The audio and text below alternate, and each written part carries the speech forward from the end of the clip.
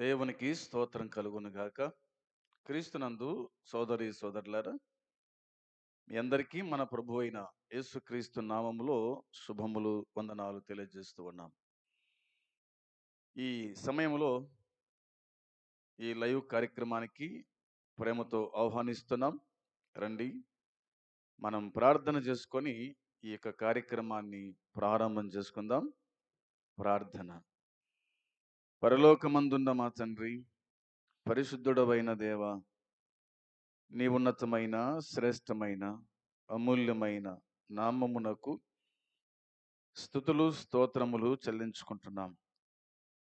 కనికర సంపన్నుడవు, కృప చూపేటువంటి దేవుడవు, నిన్న నేడు ఏకరీతిగా ఉండి కాపాడుచున్నటువంటి దేవుడవు, నీకు వందనాలు, స్తోత్రములు, స్తుతులు చెల్లించుకుంటున్నాం.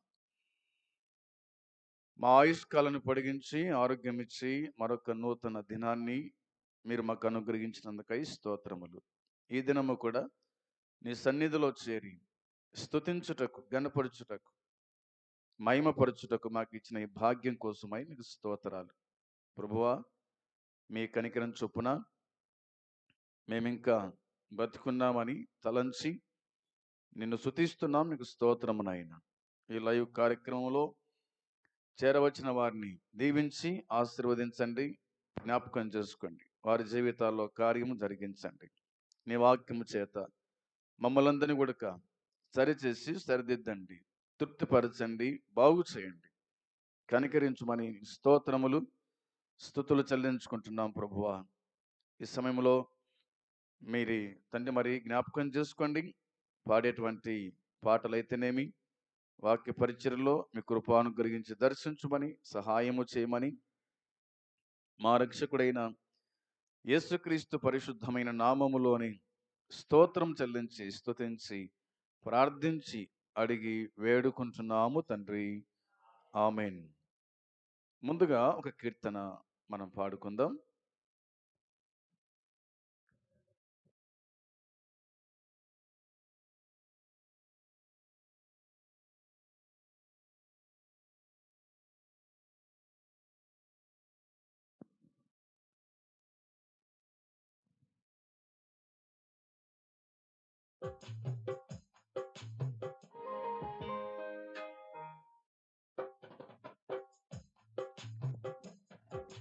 ప్రేమ, యేసుని ప్రేమ, ఇది ఎవ్వరు కొలువలేనిది. నిజము, దీనిని నమ్ము, ఇది ధర అందించలేనిది. నిజము, దీనిని నమ్ము, ఇది ధర అందించలేనిది. ఎన్నడెన్నడు మారనిది నా యేసుని దివ్య ప్రేమ, ఎన్నడెన్నడు వీడనిది నా యేసుని నిత్య ప్రేమ. ఎన్నడెన్నడు మారనిది నా యేసుని దివ్య ప్రేమ, ఎన్నడెన్నడు వీడనిది నా యేసుని దివ్య ప్రేమ. ప్రేమ, యేసుని ప్రేమ, ఇది ఎవ్వరు కొలువలేనిది. నిజము, దీనిని నమ్ము, ఇది ధర అందించలేనిది. నిజము, దీనిని నమ్ము, ఇది ధర అందించలేనిది.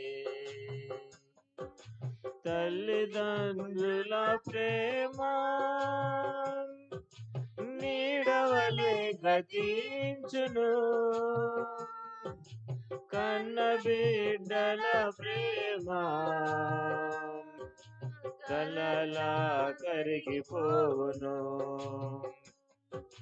తల్లిదండ్రుల ప్రేమ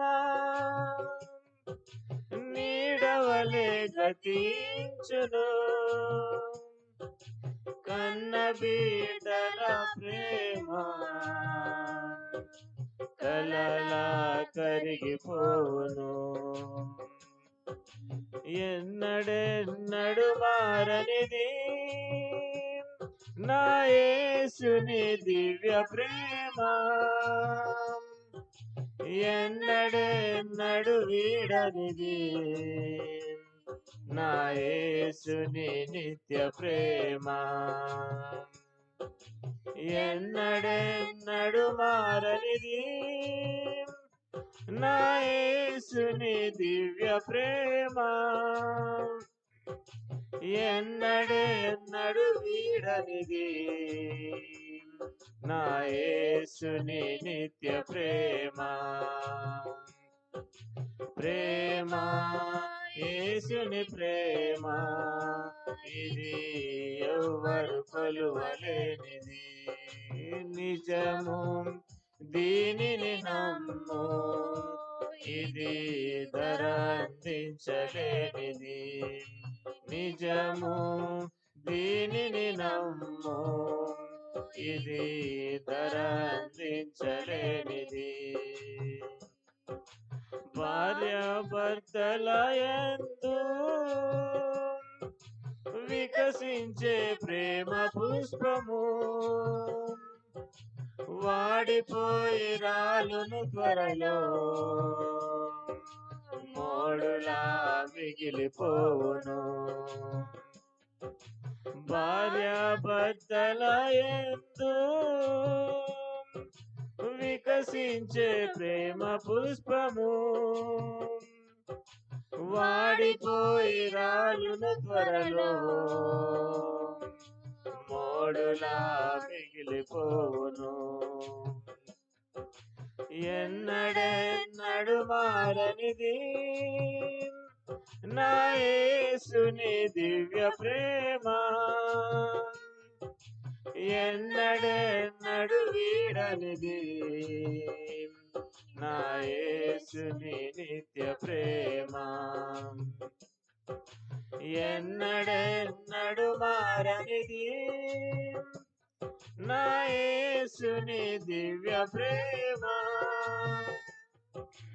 ఎన్నడెన్నడు వీడనిది నా యేసుని నిత్య ప్రేమ. ప్రేమ యేసుని ప్రేమ, ఇది ఎవ్వరు కొలువలేనిది. నిజము దీనిని నమ్ము, ఇది ధర అందించలేనిది. నిజము దీనిని నమ్ము, ఇది ధర అందించలేనిది. ధరణిలోని ప్రేమలన్నీయు స్థిరము కావు, తరిగిపోవును. యేసుక్రీస్తు కల్వరి ప్రేమ కడవరకు ఆదరించును. ధరణిలోని ప్రేమలన్నీయు స్థిరము కావు, తరిగిపోవును. యేసుక్రీస్తు కల్వరి ప్రేమ కడవరకు ఆదరించును. ఎన్నడెన్నడు మారనిది నా యేసుని దివ్య ప్రేమ, ఎన్నడెన్నడు వీడనిది నా యేసుని నిత్య ప్రేమ, ఎన్నడెన్నడు మారనిది నా యేసుని దివ్య ప్రేమ, ఎన్నడెన్నడు వీడనిది నా యేసుని నిత్య ప్రేమ. ప్రేమ యేసుని ప్రేమ, ఇది ఎవ్వరు కొలువలేనిది. నిజము దీనిని నమ్ము, ఇది ధర అందించలేనిది. నిజము, దీనిని నమ్ము, ఇది ధర అందించలేనిది.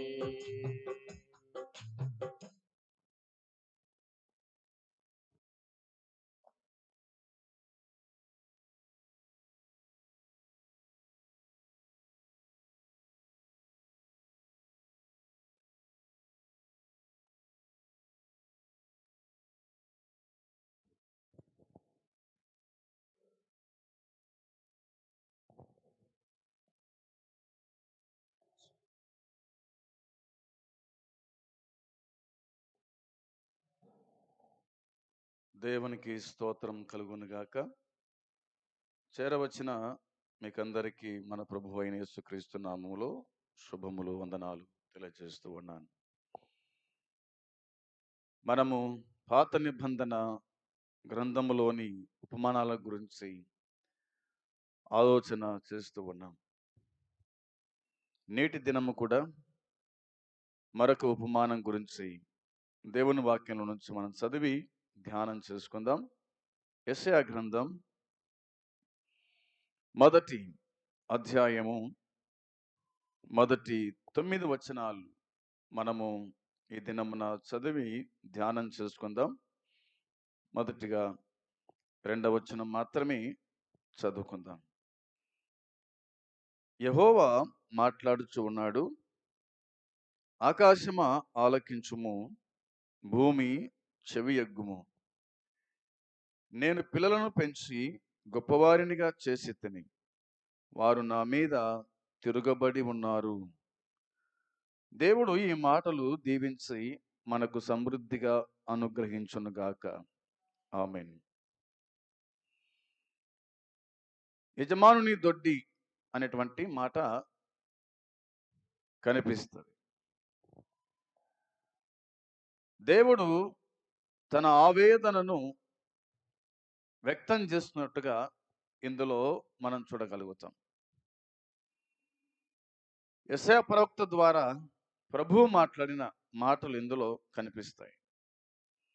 మొదటి వచనంలో రాయబడిన మాట, ఉజ్జియా, యోతాము, ఆహాజు, హిజ్కియా అను యూదా రాజుల దినములలో యూదాను గురించి, యెరూషలేమును గురించి ఆమోజు కుమారుడగు యెషయాకు కలిగిన దర్శనము అనే మాట వ్రాయబడింది. ఈ మొదటి 9 వచనాల్లో రాయబడిన మాట ఇశ్రాయేలు తిరుగుబాటు. ఇశ్రాయేలీలు దేవుని మీదనే తిరుగుబాటు చేసినట్టుగా ఈ వచన భాగాలు తెలియజేస్తాయి. మొదటి వచనంలో మనం చూస్తాం దర్శనములు గురించి రాయబడింది. యెషయా ఏదో తన సొంత ఆలోచనలను ప్రవచించడం లేదు, మరి లేక గ్రంథస్థము చేయడం కాక పరిశుద్ధాత్మ ప్రేరేపణై దేవుని నుండి దర్శనాలను పొందినట్టుగా దేవుని వాక్యం చెప్తారు. దేవుని నుండి దర్శనాలు పొంది ఆ దర్శనాన్ని ఒక పుస్తకంగా తాను రాసినట్టుగా దేవుని వాక్యం గుర్తు చేస్తారు. దేవుడు దర్శనాల రూపంలో మాట్లాడేటువంటి వాడన్న సంగతి మనకు మరొక వచనం చెబుతూ ఉంది. ఆ వచనం కూడా చదువుదాం. పేతురు రాసినటువంటి 2వ పత్రికలు చూడండి. ఒకరు చదివి సహాయం చేయండి. పేతురు రాసిన 2వ పత్రిక మొదటి అధ్యాయం 20-21 వచనం. ఒకడు తన ఊహను బట్టి చెప్పుట వలన లేఖనములో ఏ ప్రవచనమును పుట్టదని మొదట గ్రహించుకొనవలెను. ఏలయనగా ప్రవచనము ఎప్పుడును మనుషుని ఇచ్ఛను బట్టి కలగలేదు గాని మనుషులు పరిశుద్ధాత్మ వలన ప్రేరేపించబడిన వారై దేవుని మూలంగా పలికిరి అనే మాట ఉంది. ప్రవచనాల గురించి పేతురు భక్తుడు చెప్తున్న మాట ఇందులో చదవగలుగుతున్నాం. ఒకడు తన ఊహను బట్టి చెప్పుట వలన లేఖనములో ఏ ప్రవచనమును పుట్టదని మొదట గ్రహించాలని దేవుని వాక్యం చెబుతూ ఉంది. ఊహను బట్టి కాదు, ఆలోచనను బట్టి, అంతకంటే కానే కాదు. అది ప్రవచనం కాదు. ఒకవేళ చెప్పిన గాని అది ప్రవచనం కాదు అని ఇందులో పేతురు చెప్తున్నాడు. ఇక 21వ వచనంలో రాయబడింది కదా, ఎలయనగా ప్రవచనము ఎప్పుడునూ మనుషుని ఇచ్చను బట్టి కలగదు గాని మనుషులు పరిశుద్ధాత్మ వలన ప్రేరేపింపబడిన వారి దేవుని మూలంగా పలికినారు. మనుషులు అనే మాట ఇందులో మనము చూడగలుగుతూ ఉన్నాం. పరిశుద్ధాత్మ వలన ప్రేరేపింపబడిన వారి, పరిశుద్ధాత్మ దేవుడు ప్రేరేపిస్తూ ఉండగా మనుషులు ప్రవచనాలు పలికినారు. ఈ బైబిల్ అంతా రాసినది దేవుని దాసులే, అక్కడక్కడ ఉండి రాసినారు. అయితే దేవుని యొక్క పరిశుద్ధాత్మ ప్రేరేపితులై, ప్రేరేపించబడిన వారై వారు గ్రంథాన్ని రాశారే కానీ తమ ఆలోచన ప్రకారంగా, తమ ఇచ్చ ప్రకారంగా, తమకిష్టం వచ్చినట్టు ఎవరు కూడా రాయలేదు, రాయలేరు కూడా.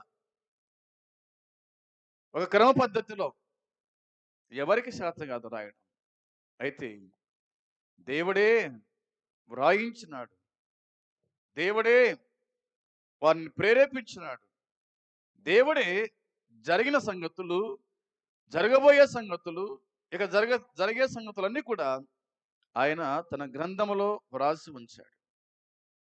అందుకనే మనకు బుద్ధి కలగడానికి దేవుడు ఈ మాట రాయించిన సంగతి గుర్తుంచుకోవాలి.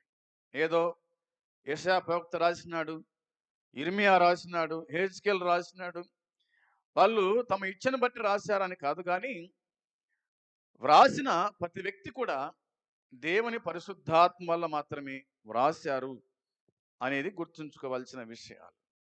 అందుకోసమే దేవుని వాక్యంలో మనము చూస్తూ ఉన్నాం. దర్శనములు అనే సంగతి మనకి వచ్చిన భాగం తెలియజేస్తుంది. ఇక యెషయా అనే పేరునకు యెహోవా రక్షించును అని అర్థం. యెషయా అనే పేరునకు యెహోవా రక్షించును అని అర్థం. దేవుని చేత నియమింపబడిన ఒక ప్రవక్తగా అతడు క్రీస్తుకు పూర్వం 740లో రాజైన ఉజ్జియా మరణించిన సంవత్సరములో తన పరిచర్య అతడు ప్రారంభించినట్టుగా దేవుని వాక్యం గుర్తు చేస్తూ ఉంది. తన పరిచర్య ఏ విధంగా ప్రారంభించినాడో మనం చూడగలుగుతాం. చూడండి, యెషయా గ్రంథం 6వ అధ్యాయం 1వ వచనాన్ని కూడా మనం చదువుదాం. రాజైన ఉజ్జియా మృతి నొందిన సంవత్సరమున అత్యున్నతమైన సింహాసనమందు ప్రభువు ఆసీనుడై ఉండగా నేను చూచి తిని ఆయన చొక్కాయి అంచులు దేవాలయమును నిండుకొనెను అనే మాట ఇందులో మనకు కనిపిస్తూ ఉంది. క్రీస్తుకు పూర్వం 740లో రాజైన ఉజ్జియా మరణించిన తర్వాత అతడు తన పరిచర్యను ప్రారంభించినట్టుగా దేవుని వాక్యం గుర్తు చేస్తూ ఉంది. 40 లేక అంతకు పైగా సంవత్సరాలు ప్రవచించినటువంటి తర్వాత సుమారు క్రీస్తుకు పూర్వం 680లో తాను మరణించినట్టుగా చరిత్రకారులు తెలియజేస్తారు. మరి మనం గుర్తుంచుకోవాల్సిన విషయం ఏంటంటే, యెషయా ప్రవక్త తను ఈ విధంగా ప్రవచించినట్టుగా లేఖనాలు గుర్తు చేస్తూ ఉన్నాయి. ఆయన యొక్క దర్శనం గురించి తాను చెబుతున్న మాట, లేదా నేను ప్రభును చూచి తిని అని అంటాడు. రాజైన ఉజ్జియా మృతున సంవత్సరమున అత్యున్నతమైన సింహాసనం మీద ప్రభు ఆసీనుడై ఉండగా నేను చూచి తిని, నేను చూచాను అని అన్నాడు. ఏం చూసినాడు ఆయన? 2వ వచనంలో రాయబడింది కదా, ఆయనకు పైగా శేరూపులు నిలిచి ఉండగా ఒక్కొక్కరికి 6 రెక్కలు ఉండెను అని, ప్రతి వాడును 2 రెక్కలతో తన ముఖమును రెంటితో తన కాళ్ళను కప్పుకొనొచ్చు, రెంటితో ఎగురుచు ఉండెను. వారు సైన్యములకు అధిపతియగు యెహోవా పరిశుద్ధుడు, పరిశుద్ధుడు, పరిశుద్ధుడు, సర్వలోకము ఆయన మహిమతో నిండి ఉన్నదని గొప్ప స్వరముతో గాన ప్రతిగానములు చేయుచు ఉండిరి అనే మాట చూడగలుగుతాం. యెషయా ప్రవక్త దర్శనమందు పరలోకము, దేవుడు, సింహాసనము, దేవదూతలు వారు ఆరేసు రెక్కలతో ఉండిరి అనే సంగతి, వారు నిత్యము సైన్యములకు అధిపతియగు దేవుడు పరిశుద్ధుడు, పరిశుద్ధుడు, పరిశుద్ధుడని గాన ప్రతి గానములతో స్తుతించుచుండిరి అనే సంగతి అంతయు కూడా యెషయా ప్రవక్త చూస్తూ ఉన్నట్టుగా దేవుని వాక్యం మన జ్ఞాపకం తీసుకొని వస్తుంది. వారి కంఠస్వరము వలన గడప కమ్మల పునాదులు కదలుచు, మందిరము ధూమము చేత నిండగా అనే మాట కనిపిస్తుంది. వారి కంఠస్వరం వలన గడప కమ్మల పునాదులు కదులుచు ఉండెను. అంత గట్టిగా, అంత గంభీరంగా వాళ్ళు దేవుణ్ణి స్తుతించినారు. వాళ్ళు దేవుని మహిమపరచుటగా దేవుని వాక్యంలో చూస్తాం. ఆ దర్శనాన్ని యెషయా ప్రవక్త చూచాడు అని ఇందులో మనకు కనిపిస్తూ ఉంది. ఇక యెషయా గ్రంథం 1వ అధ్యాయం 1వ వచనములో మనం చూస్తాము, యూదాను గురించి యెషయా దీర్ఘమైన ప్రవచనాన్ని ప్రవచించాడు. రాజ్యము విభజించబడిన కాలంలో జరిగినటువంటి సంగతుల గురించి ఇందులో మనకు కనిపిస్తుంది.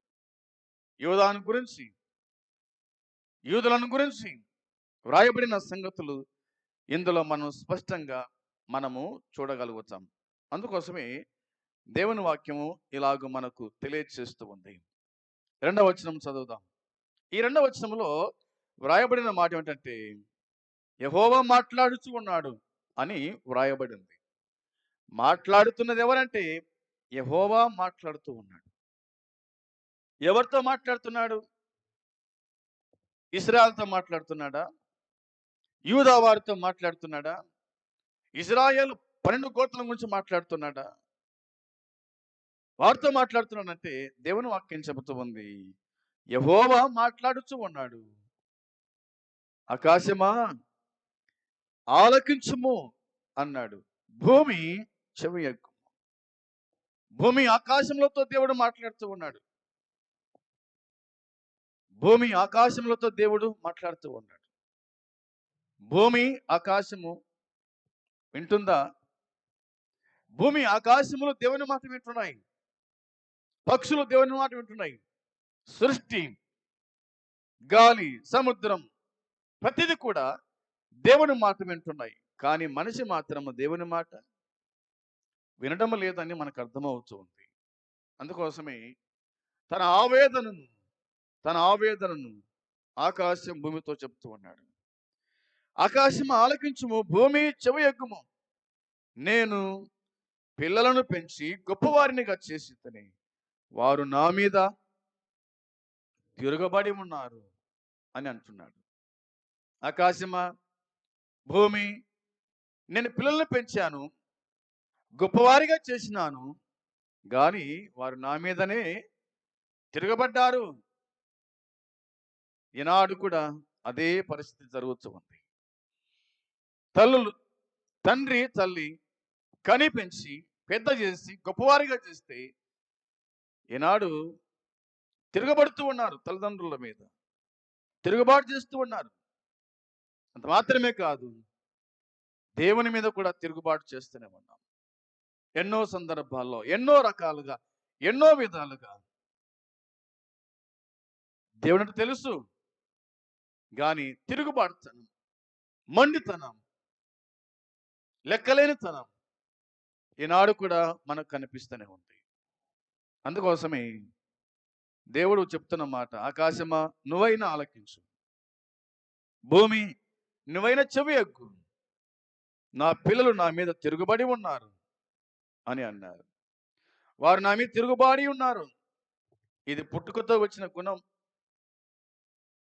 ఇది పుట్టుకతో వచ్చిన గుణం. చాలా మందికి పుట్టుకతోనే గుణం వస్తుంది. తిరుగుబాటు చేసే గుణం, ఎదురు తిరిగే గుణం, కొట్టే గుణం, తిట్టే గుణం. దేవుని వాక్యంలో చూస్తాం. చూడండి, సామెతల గ్రంథంలో ఈ విధంగా మనం చూడగలుగుతాం. మొదటి అధ్యాయం, సామెతల గ్రంథం మొదటి అధ్యాయము 17వ వచనం. మొదటి అధ్యాయం 17వ వచనం. పక్షి చూస్తూ ఉండగా వల వేయుట వ్యర్థం, వారు సునాశనమునకే పొంచి ఉన్నారు. తమ్మును తామే పట్టుకొనుటకై దాగియుందురు, ఆశాపాతకులకు గతి అట్టిదే అని దేవుని వాక్యం గుర్తు చేస్తూ ఉంది. అందుకోసమే పక్షి చూస్తూ ఉండగా వల వేయుట వ్యర్థమే కదా. పక్షి చూస్తూ ఉండగా వల వేయుట వ్యర్థమే కదా. ఇది బుద్ధి లేని తనమా, బుద్ధి కలిగిన తనమా? పక్షి చూస్తూ ఉంటే వల వేస్తే అది ఎగిరిపోతుంది, దొరకదు. అది ఇప్పుడు గింజలు వేస్తాం పక్షి ముందర, అది తింటూ ఉంటే మనం వల వేస్తే దొరుకుతుంది.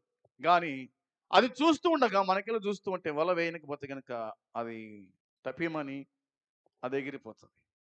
అది వ్యర్థమే అని దేవుని వాక్యం చెబుతుంది. ఇక ఏముందంటే వారు సునాశనమునకి పొంచి ఉందురు అనే మాట ఉంది. వారి నాశనానికి వారు పొంచి ఉంటారు. అందుకోసమే ఇది పుట్టుకతో వచ్చినటువంటి గుణము అనే సంగతి మనం జ్ఞాపకం చేసుకోవాలి. ఇక 6వ అధ్యాయం, సామెతల గ్రంథం 6వ అధ్యాయం 7వ వచనంలో కూడా దేవుని వాక్యం లాగా చెబుతూ ఉంది. వాటికి న్యాయాధిపతి లేకుండాను, పై విచారణకర్త లేకుండాను, అధిపతి లేకుండాను, అవి వేసవి కాలమందు ఆహారము సిద్ధపరచుకొనును, కోత కాలమందు ధాన్యము కూర్చుకొనును అనే దేవుని వాక్యం చెప్తూ ఉంది. పుట్టుకతో వచ్చిన గుణం గురించి మనం మాట్లాడుకుంటూ ఉన్నాం. అందుకోసమే సోమరి సీమల ఎద్దుకు వెళ్ళుము, వాటి నడతలు కనిపెట్టి జ్ఞానము తెచ్చుకొనుము అంటూ అన్నాడు. వాటికి న్యాయాధిపతి లేకుండాను. సీమలకు న్యాయాధిపతి ఉంటాడా? న్యాయం తీర్చేవాడు ఉంటాడా? న్యాయాధిపతి లేకుండాను, పై విచారణకర్త లేకుండాను కదా, అధిపతి లేకుండాను అవి ఏం చేస్తాయి? వేసవి కాలమందు ఆహారము సిద్ధపరచుకుంటాయి, కోత కాలమందు ధాన్యము కూర్చుకుంటాయి. పుట్టుకతోని సీమెలు, తల్లి సీమె పిల్ల సీమెకు నేర్పిస్తుంది. అవునా? ఇలాగూ కూర్చుకోవాలి, ఇలాగూ సమకూర్చుకోవాలి, ఇలాగూ చెయ్యాలి అని. వాళ్ళకేమి న్యాయాధిపతులు ఉండరు, వాళ్ళకేమి అధికారులు ఉండరు, విచారణకర్తలు ఉండరు, విచారించే వారు ఎవరు ఉండరు, అధిపతి ఉండడు. కానీ అవి చేసేటువంటి పని చూడండి ఎలాగుందో. సీమెలకు జ్ఞానం ఉంది, సీమెలకు తెలివి ఉంది, సీమెలు వివేచించగలుగుతాయి. కానీ మనిషి మాత్రమే వివేచించలేకపోతున్నాడు. తిరుగుబాటుతనం. 30వ అధ్యాయం, సామెతల గ్రంథం 30వ అధ్యాయం 24వ వచనం. 30 అధ్యాయం 24వ వచనంలో భూమి మీద చిన్నవి 4 కలవు, అయినను అవి మిక్కిలి జ్ఞానము గలవంట. చీమెలు బలము లేని జీవులు, అయినను అవి వేసవిలో తమ ఆహారమును సిద్ధపరచుకుంటాయంట. చిన్న కుందేళ్ళు బలము లేని జీవులు, అయినను అవి పేటు సందులలో నివాసమును కల్పించుకొనుంటాయి. మిడతలకు రాజు లేడు, అయినను అవన్నీ పంక్తులు తీరి సాగిపోవును. బల్లిని చేతితో నీవు పట్టుకొనగలవు, అయినను రాజుల గృహములలో అది ఉండును అని దేవుని వాక్యం చెప్తూ ఉంది. ఇక్కడ 4 జీవుల గురించి రాయబడిన మాట మనం చదువుతూ ఉన్నాం. ఒకటవది ఏంటంటే చిన్నవి 4 కలవు కదా. భూమి మీద చిన్నవి 4 కలవు, అయినను అవి మిక్కిలి జ్ఞానము గలయంట. మిక్కిలి జ్ఞానము గలవి. ఎంత మంచి మాట చెప్పాడు దేవుడు. చిన్నవి అవి, చాలా చిన్నవి. చీమె అలా నలిస్తే చనిపోతాయి. దానికి ఏముంది? మిక్కిలి జ్ఞానం ఉంది దానిలకు.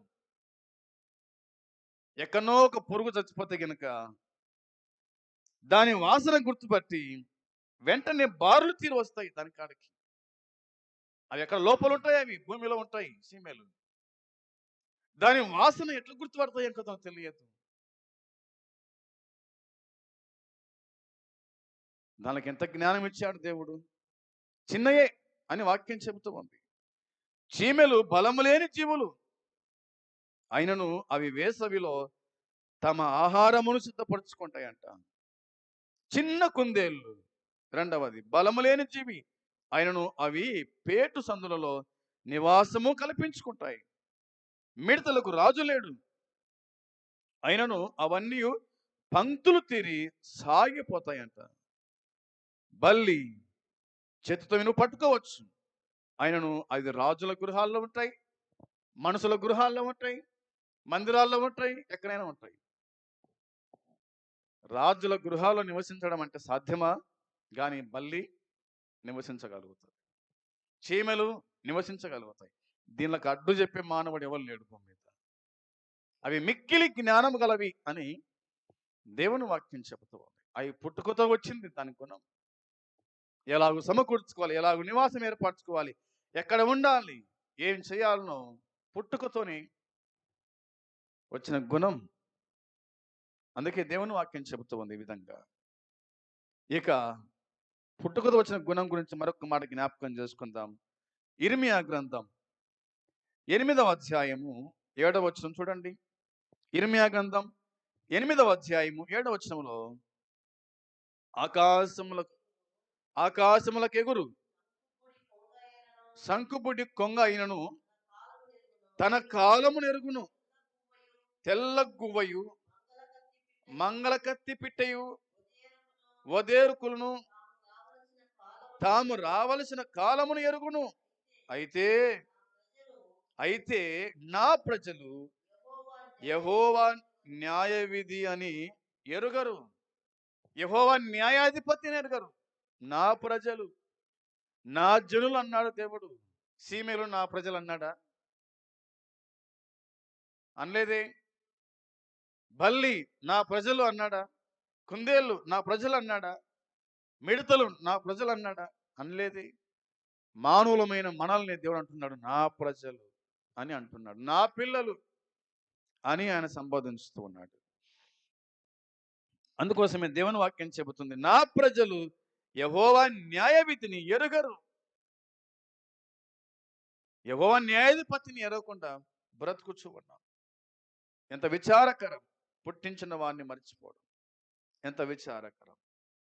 అందుకోసమే దేవుని వాక్యమైన బైబిల్లో వ్రాయబడిన మాట మనం చదువుతున్నాం. యెషయా గ్రంథం 1వ అధ్యాయానికి వస్తే దేవుని వాక్యం చెబుతూ ఉంది. 3వ వచనములో వ్రాయబడిన మాట చూడండి. 3వ వచనంలో దేవుని వాక్యం చెప్తున్న మాట మన జ్ఞాపకం చేసుకుందాం. ఎద్దు తన కామాందు నెరుగును, గాడిద సొంత వాని దొడ్డి తెలుసుకొనును. ఇశ్రాయేలుకు తెలివి లేదు, నా జనులు యోచింపరు అని దేవుని వాక్యం చెప్తూ ఉంది. సోదరులారా, ఇశ్రాయేలుకు తెలివి లేదు అని వాక్యం చెబుతుంది. ఎద్దు తన కామాందు నెరుగును, గాడిద సొంతమైన దొడ్డి తెలుసుకుంటుంది. ఎద్దుకు గాడిదకు అవి తెలియలేని జీవులే. కానీ తన యజమాని ఘాటి నుంచి తీసుకొచ్చిన తర్వాత తన మరి బండి కాడమని ఎత్తగానే అవి తల వంచి కాడిని మెడ మీద పెట్టుకుంటాయి. ఒక జ్ఞానము లేని ఒక ఎద్దు, మాటలు లేని ఎద్దు, మాటలు లేని గాడిది, ఇవి మనుషుల మాట వింటున్నాయి కానీ మనిషి దేవుని మాట వినడం లేదు. అందుకనే ప్రభువు అన్నాడు, ఎద్దు తన కామాందు నెరుగును, గాడిద సొంత వాని దొడ్డి తెలుసుకుంటారు. ఎద్దు కాడి ఎత్తగానే లోబడినట్లుగా గాడిద మీద బట్టలేయగానే సాకరేవుకు వెళ్ళి అక్కడ ఉతికి బట్టలేవగానే ఇంటికి వచ్చి నిలబడతాయి. దానికి తెలివి ఉంది. కానీ నా ప్రజలకు తెలివి లేదు అంటున్నాడు ప్రభు.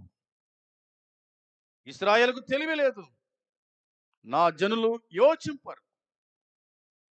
తెలివి లేదు, యోచింపరు, ఆలోచన చేయరు. ఎంత ఘోరమో చూడండి. ద్వితీయోపదేశ కాండంలో ఇలాగ చెప్పినాడు మోషే, ఇలాగ చెప్పాడు. ఆ మాట కూడా చదివితే బాగుంటుంది. ద్వితీయోపదేశ కాండం 32వ అధ్యాయం 28, 29 వచనాలు.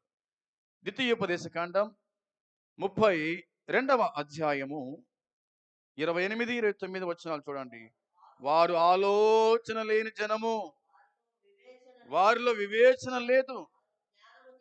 వారు జ్ఞానము తెచ్చుకొని దీని తలపోసి తమ కడవరి స్థితి యోచించటం మేలు అని దేవుని వాక్యం చెబుతుంది. వారు ఆలోచన లేని ప్రజలు, జనం, ఆలోచన లేని జనము. వారిలో ఏం లేదంట? వివేచన లేదంట, ఆలోచన లేదు, వివేచన లేదు. దేవుని వాక్యం చెబుతుంది, జ్ఞానం తెచ్చుకొని దీన్ని తలపోసి తమ కడవరి స్థితి యోచించటం మేలు కదా. జ్ఞానం లేదు, తెలివి లేదు. ఎట్లా? ఏం కథ? నన్ను ఎవడు పుట్టించినాడు? ఎవరు పోషిస్తూ ఉన్నారు? నేను ఎవరి కోసం బతకాలి అనే ఇంకింత జ్ఞానం లేకపోతే ఎట్లా బతుకుతావు భూమి మీద? ఎలాగో జీవించుతావు భూమి మీద? సృష్టికర్తను విడిచిపెట్టి ఆయన నిందించే ప్రజలు ఎంతమంది లేరు భూమి మీద? అందుకోసమే మోసే చెప్తున్న మాట, ఆలోచన లేని జనము అంట. ఎంత ఘోరమో చూడండి. ఇక ఇర్మియా గ్రంథం మనం చూస్తే కనుక 4వ అధ్యాయం 22వ వచనంలో దేవుని వాక్యం ఇలాగ చెప్తూ ఉంది. ఇర్మియా గ్రంథం 4వ అధ్యాయము 22వ వచనం. 4:22 వచనం. నా జనులు అవివేకులు అంటున్నాడు ప్రభు. వారు నన్ను ఎరగరు. వారు మూఢులైన పిల్లలు. వారికి తెలివి లేదు. కీడు చేయుటకు వారికి తెలియను గాని మేలు చేయుటకు వారికి బుద్ధి చాలదు అని దేవుని వాక్యం చెబుతూ ఉంది. కీడు చేయడానికి మాత్రం తెలివి ఉంది, మేలు చేయడానికి తెలివి లేదా? పరిణ సొమ్ము ఆశించడానికి తెలివి ఉంది, నీ సొమ్ము ఖర్చు పెట్టడానికి తెలివి లేదా? దేవుడు పలుకుతున్న మాట ఇది. నా జనులు అవివేకులు, వారు నన్ను ఎరగరు. ఎవరంట వీళ్ళు? అవివేకులు, నన్ను ఎరగరు అని అన్నాడు. వారు మూఢులైన పిల్లలు, వారికి తెలివి లేదు. ఏమి లేదు? తెలివి లేదంట. కీడు చేయుటకు వారికి తెలియను గాని మేలు చేయుటకు వారికి బుద్ధి చాలదు. కీడు చేయడానికి మాత్రం మంచి జ్ఞానం ఉంది, కానీ బాగు చేయడానికి మాత్రం లేదు. ఎంత ఘోరం! మేలు చేయాలి కానీ కీడు చేయవద్దని వాక్యం చెబుతూ ఉంది, కానీ కీడు చేస్తున్నారు కానీ మేలు మాత్రం చేయడం లేదు. అందుకే దేవుడు తన ఆవేదనను తను వ్యక్తపరుస్తున్నట్టుగా లేఖనాలు మనకు జ్ఞాపకానికి తీసుకొని వస్తాయి. యెషయా గ్రంథం రండి మనం చదువుతాం. 4వ వచనం లేదా 3వ వచనంలోని దేవుని వాక్యం చెబుతూ ఉంది, ఎద్దు తన కామాందు నెరుగును, గాడిద తొంతమంతోటి తెలుసుకుంటాయి. ఇశ్రాయేలుకు తెలివి లేదు, నా జనులు యోచింపరు. 4వ వచనంలో, పాపిష్టి జనమా,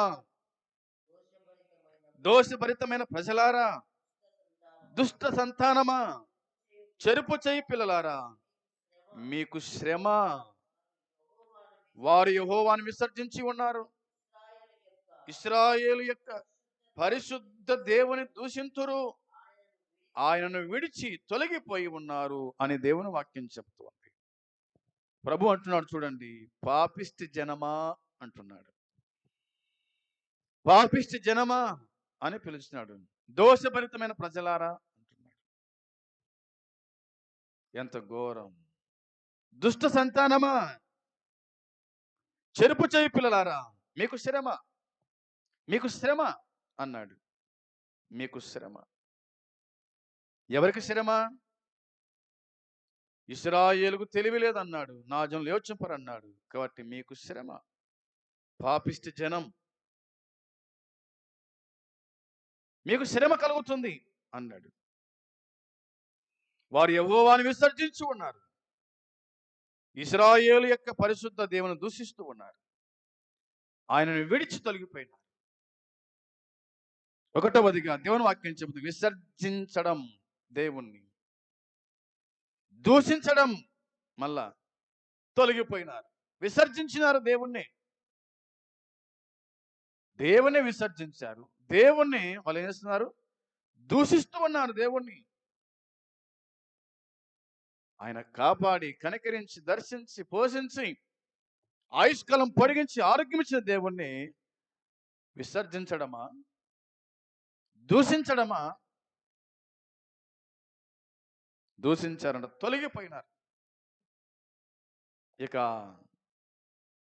తమకై తామే దేవుళ్ళు చేసుకొని, దేవతలను చేసుకొని, సాగిల పడుతూ పూజించుచు, నువ్వే మా దేవుడు అన్నట్టుగా వాళ్ళు బ్రతుకుచూన్నారు. ఎంత ఘోరమైన పరిస్థితి! దేవుని వాక్యం మనం చూస్తాం. ఇశ్రాయేలు యొక్క దేవుడు ఆయన పరిశుద్ధుడు. ఆయన పరిశుద్ధుడైన దేవుణ్ణి వీళ్ళు విసర్జించారు, దూషిస్తూ ఉన్నారు, తొలగిపోతున్నారు. దేవుని వాక్యం రాయబడింది. దేవునికి ఒక నామంగా వాడిన ఈ మాట యెషయా గ్రంథంలో దాదాపుగా 26 సార్లు కనిపిస్తూ ఉంది. ఇశ్రాయేలు యొక్క పరిశుద్ధ దేవుడు అని 26 సార్లు మనకు కనిపిస్తూ ఉంది. ఇక 5 సార్లు దేవుణ్ణి పరిశుద్ధుడు, దేవుడు పరిశుద్ధుడు అని ఇక 5 సార్లు మనకు కనిపిస్తాయి యెషయా గ్రంథంలో. ఇంత పరిశుద్ధ దేవుణ్ణి వాళ్ళు విసర్జించినట్టుగా దేవుని వాక్యం చెబుతూ ఉంది. దూషించారు, తొలగిపోయినారు. సోదరులారా, మనం కూడా అలా ఉన్నామే, ఒకవేళ జాగ్రత్తగా చూసుకునే వారిగా ఉండాలని జ్ఞాపకం చేస్తూ ఉన్నాను. ఈ సమయంలో ఒక వచనం మనం చదువుదాం. ఇక 5, 6 వచనాలు చూడండి. 5, 6 వచనాలు చదువుకుందాం.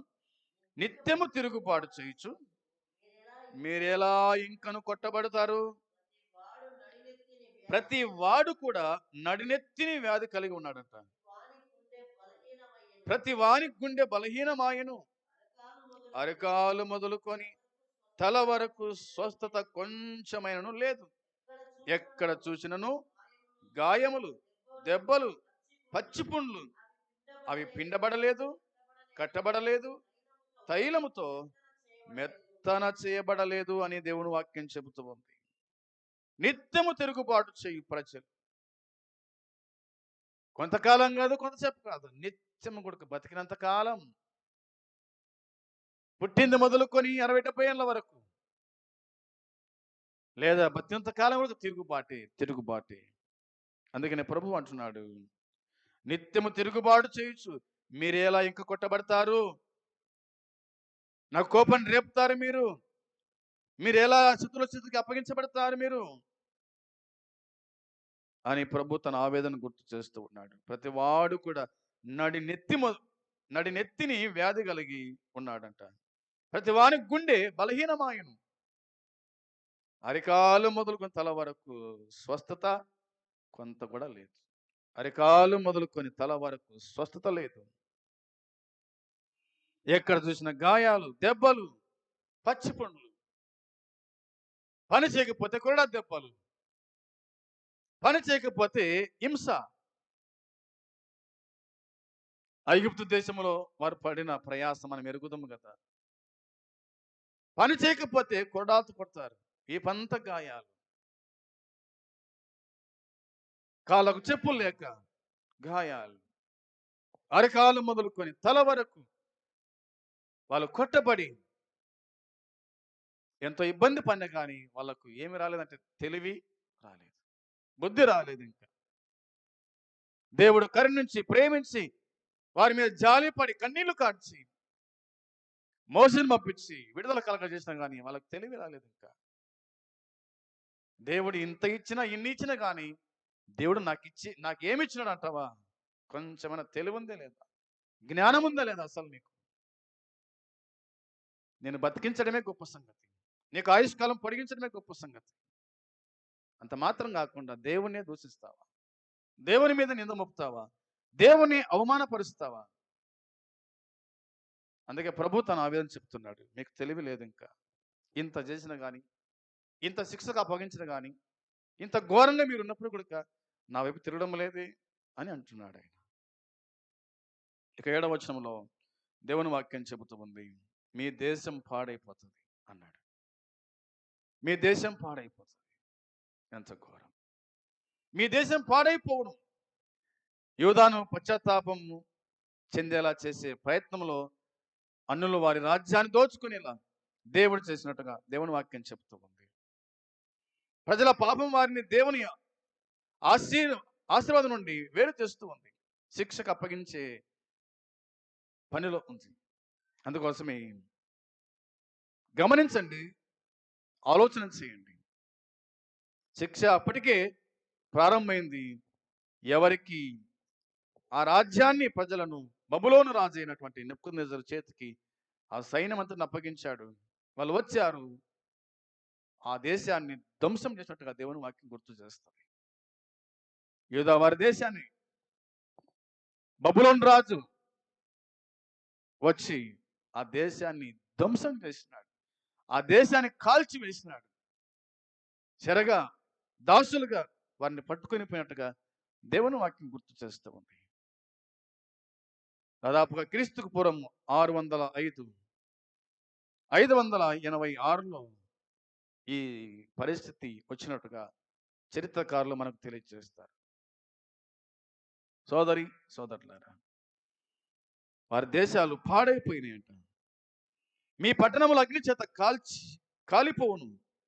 మీ ఎదుటనే అన్యులు మీ భూమిని తినివేస్తారు. అన్యులకు తటస్థించు నాశనం వలె అది పాడైపోయెను అని దేవుని వాక్యం చెబుతుంది. అది పాడైపోయెను.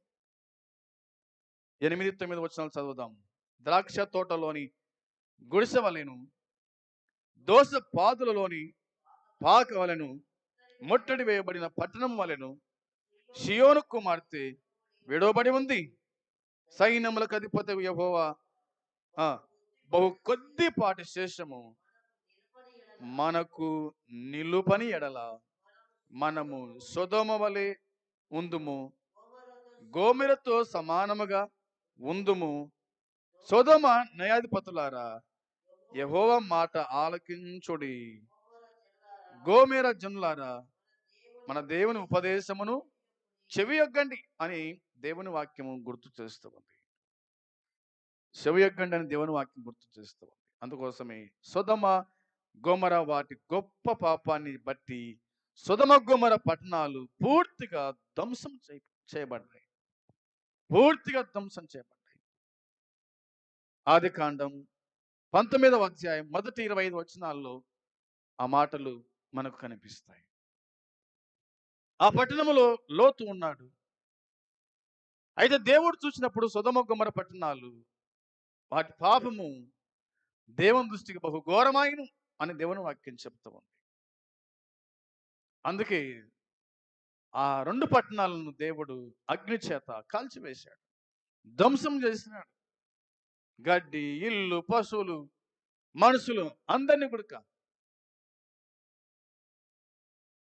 అలాగూ నిన్ను చేస్తా అని దేవుడు అంటున్నాడు. అవునా? మీ దేశం పాడైపోతుంది, జాగ్రత్త అని చెప్పాడు. అందుకోసమే అలాగూ కాకుండా మనం ఏం చేయాలంటే దేవుని యందు విశ్వాసం ఉంచే వారిగా ఉండాలి. యూదా అపనమ్మకత్వాన్ని బట్టి యెషయత్వాన్ని 2 పట్టణాలతో పోల్చినట్టుగా దేవుని వాక్యం చెబుతుంది. అందుకే ఇశ్రాయేలులారా, యూదా వారులారా విశేషించి జాగ్రత్త. మీరు దేవుని మాట వింటే బాగుపడతారు, దేవుని మాట వినకపోతే చెడిపోతారు అనే సంగతి చెప్పాడు. దేవుడు మనకు చెప్తున్నాడు, ఈ మాటలు మీరు వింటే బతుకుతారు, ఈ మాటలు వినకపోతే సస్తారని దేవుని వాక్యం చెప్తూ ఉంది. అందును బట్టి దేవుని మాట అగ్ని వంటిదని గుర్తుపెట్టుకోవాలి. దేవుడు గద్దిస్తాడు, బుద్ధి చెప్తాడు. అప్పుడు మనం సరిచేసుకునే వారుగా, సరిదిద్దుకునే వారికి ఉండాలని లేఖనం మనకు చెప్తోంది. ఆ విధంగా జీవించడానికి దేవుడే మనకు సహాయము చేయనుగాక. ఆమేన్. ప్రార్థన చేద్దాం. పరలోకమందున్న మా తండ్రి, రక్షకుడా, మా ప్రభువా, మీకు వందనాలు, స్తోత్రములు, స్తుతులు చెల్లించుకుంటున్నాం. ఈ దినము కూడా నీ వాక్యాన్ని వినే కృపను, ధన్యతను మీరు మాకు అనుగ్రహించినందుకై నీ పాదములకు ప్రభువా స్తోత్రము, స్తుతులు చెల్లిస్తున్నాం. ఇశ్రాయేలు తిరుగుబాటు గురించి దేవా మీరు రాయించిన మాటకై స్తోత్రాలు. ఈ విన్న లేఖన భాగాలు మా హృదయానికి, మా హృదయంలో ఉంచుకొని మేము ఎట్లా జీవించాలో, ఎలాగూ బతకాలో చెప్పిన మాటకై స్తోత్రం.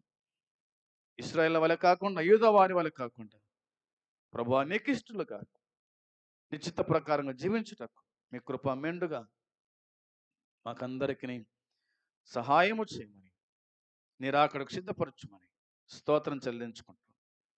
ప్రభు ఈ లైవ్ ద్వారా వింటున్న వారి కూడా కనువిప్పు కలిగించి దర్శించమని, సహాయం చేయమని యేసుక్రీస్తు నామములోని ప్రార్థించి అడిగి వేడుకుంటున్నాము తండ్రి.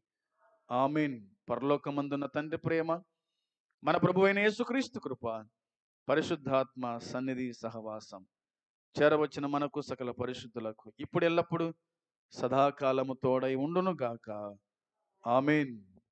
అందరికీ వందనాలు. మంచిది.